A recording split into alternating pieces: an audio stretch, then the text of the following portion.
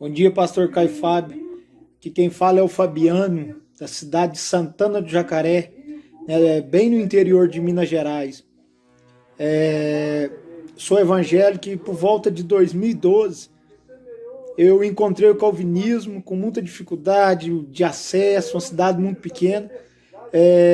Lendo alguns livros calvinistas, por cerca de 4 anos fiquei preso sobre esses dois sistemas, o arminiano e o calvinismo.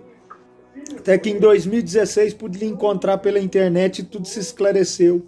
Né? Tenho aprendido com o Senhor a cada dia mais, né? E aprendi sobre Jesus como sarva hermenêutica.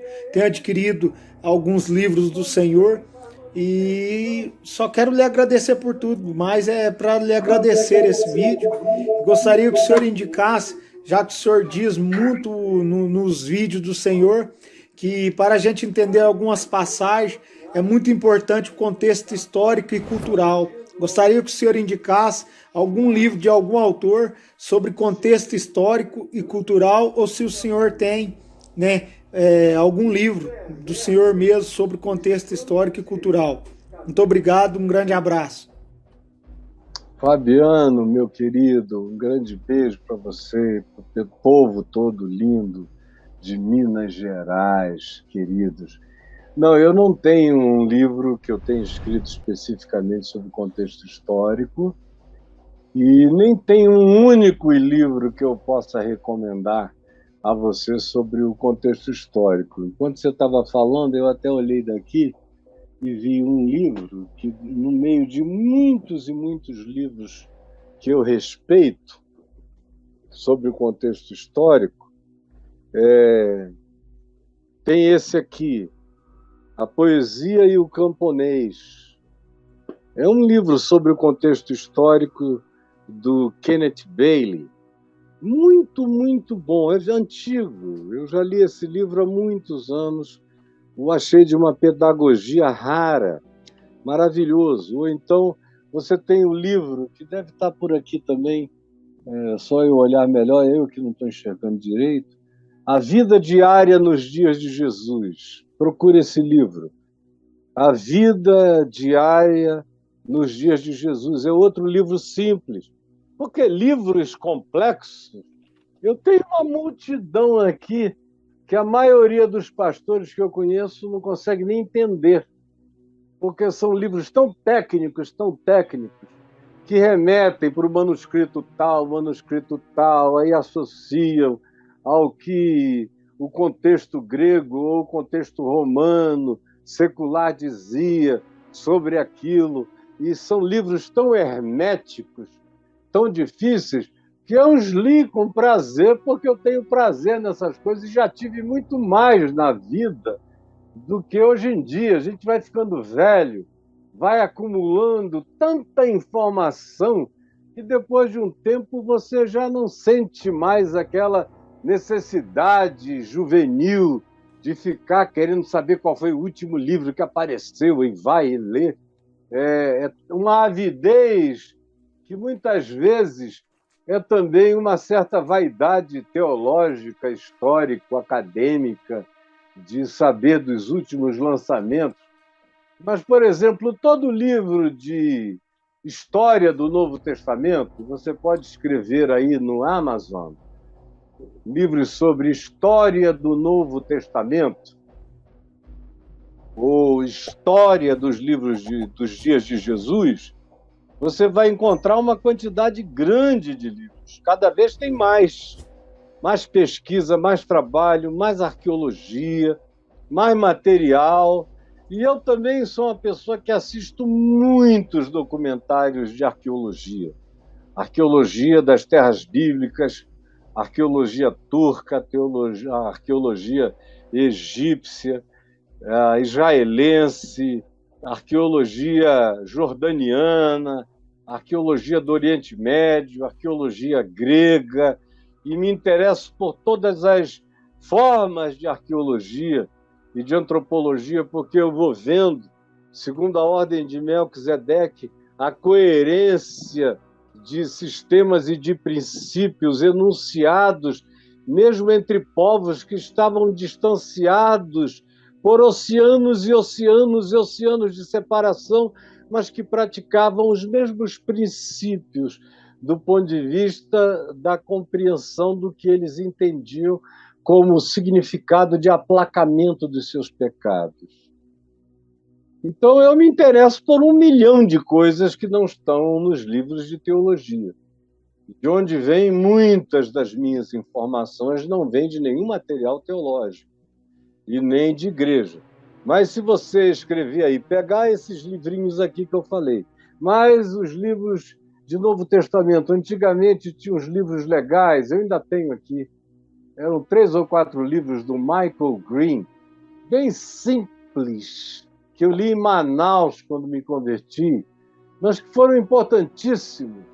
Depois um outro livro sobre a história e o contexto do Novo Testamento, um livro muito bom, que outro dia, aqui folheando, eu encontrei, um livro do meu primeiro ano de conversão, importantíssimo para mim já naquela época.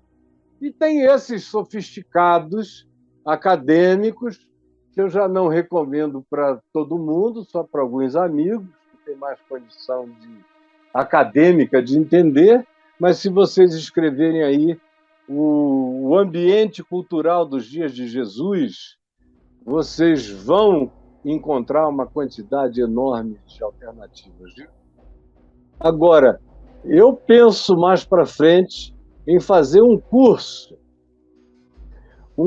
sobre o contexto do Novo Testamento, as principais compreensões sobre o primeiro século e sobre a sociedade de Jesus do primeiro século, para que as pessoas, a partir daquilo ali, tenham uma compreensão maior. Por exemplo, eu dediquei muito a minha vida aos trabalhos de Flávio Joséfos. Eu tenho tudo dele aqui. Inclusive esse livro que tem a letrinha pequena, que para a minha idade já não é mais útil, mas são os trabalhos completos de Joséfos. Tem todos os trabalhos dele aqui. Mas ali para cima eu tenho livros de letras grandes, onde cada trabalho dele vem à parte, como eu também tenho aqui no Kindle, como eu também tenho em outros ambientes, como também tem na internet. Agora, é uma leitura de fôlego, você tem que ler, e ler, e ler. Não é uma leiturinha para você ler e daqui a um mês acabar. E agora, quem quer que se dedique a ler os trabalhos completos de Joséfo, vai ganhar uma cultura bíblica do Velho Testamento maravilhosa, tanto quanto vai ganhar uma cultura do primeiro século, dos dias de Jesus, extraordinária. Então, tem uma fartura de material, mas depende da avidez da pessoa em relação à leitura. Agora, Fabiano, continua aí, andando comigo, me seguindo, larga esse negócio de arminianismo para um lado, calvinismo para o outro, é a esquizofrenia doutrinária dos cristãos, que ou é calça de veludo ou é bunda de fora. Eles não conseguem entender que o ser humano tem livre-arbítrio relativo, porque ninguém que seja finito tem livre-arbítrio absoluto. O livre-arbítrio absoluto depende de uma consciência com clareza absoluta. Mas nos níveis turvos da nossa consciência, nós temos o livre-arbítrio relativo a essa capacidade e a esse entendimento, o que não é algo para se fazer doutrina, porque cada um tem um tipo e um nível de liberdade diferente no que diz respeito ao entendimento, à compreensão, à inteligência, à sabedoria. Como também a história da soberania de Deus. O nome é soberania de Deus aí no calvinismo, porque a soberania é de Deus. Não é de Calvino, não é dos reformados, não é da igreja presbiteriana. De Calvino é a presunção doutrinária.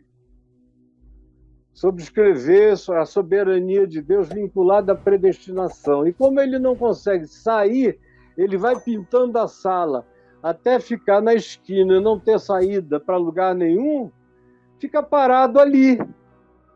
E quem segue até aquele ponto se encurrala ali, naquele fatalismo, que coloca Deus numa situação onde é mais coerente a gente pensar no universo holográfico, hologrâmico, de um ser superior jogando joguinhos. Nós somos só projeções tridimensionais desse jogo, desse Deus soberano, da teologia calvinista, que parece mais com o ser superior da teoria do universo holográfico, de tão pequenino que isso é. Então, pare com isso.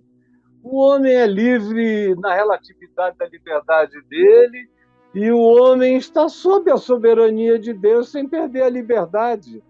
Agora, isso é conciliável em Deus, não é conciliável em nenhuma filosofia, em nenhuma síntese, em coisa alguma. É em Cristo que isso tem a sua liberdade absoluta. Ele é que chama você para escolher. Se alguém quer, vem. Ao mesmo tempo que ele diz, não depende de quem quer nem de quem corre, mas de usar Deus de misericórdia para conosco.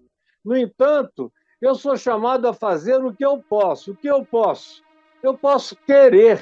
A minha responsabilidade é decidir, é escolher. É problema de Deus, a soberania dele. Eu não sou Deus. Eu tento viver com lucidez a minha vida humana, com sensatez, com sabedoria, com bom senso, com inteligência, com graça, com obediência. Essa é a minha parte. Agora, a soberania de Deus é de Deus. Eu não alcanço e não tenho nada a ver com isso. Ele a revela a mim dia a dia, para e passo, e já está revelada como soberania da vontade que ele quer que eu encarne no Evangelho. O resto é sexo dos anjos, e não perca seu tempo, meu filho. Desculpe a hipersimplificação, é porque esse é um assunto que eu acho tão tosco, tão tolo, tão infantil, tão antifilosófico, tão anticientífico, tão anti a noção contemporânea de espaço-tempo, que é quase patética essa discussão teológica. Quando você mergulha no ambiente da dimensão da mecânica quântica, onde o espaço-tempo entra em relatividade absoluta, a predestinação cai numa linearidade doutrinária infantilíssima. Infantilíssima. Então, nem perca seu tempo com isso, tá bom? Um beijo para você, Fabiano.